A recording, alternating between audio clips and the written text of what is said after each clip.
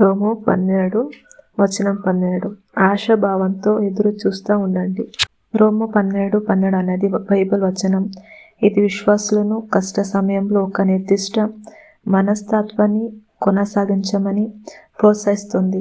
ఆశలో ఆనందంగా ఉండటం, బాధలో ఓర్పుగా ఉండటం మరియు ప్రార్థనలో స్థిరపడటం. ఈ వచనం క్రైస్తవులు ఎలా జీవించాలి అపోస్తలుడు అయిన పౌలు ఇచ్చిన కీలకమైన సూచన. హింస మరియు కష్టాల్లో ఉన్నప్పటికీ నమ్మకంగా ఉండటానికి ఒక చట్టాన్ని అందిస్తుంది.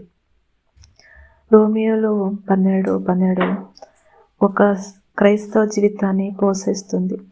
ఇక్కడ ఆశ ఆనందాన్ని ఇంధనంగా మారుస్తుంది. ఇది పరీక్షల ద్వారా ఓర్పును నిలబెట్టుకుంటుంది.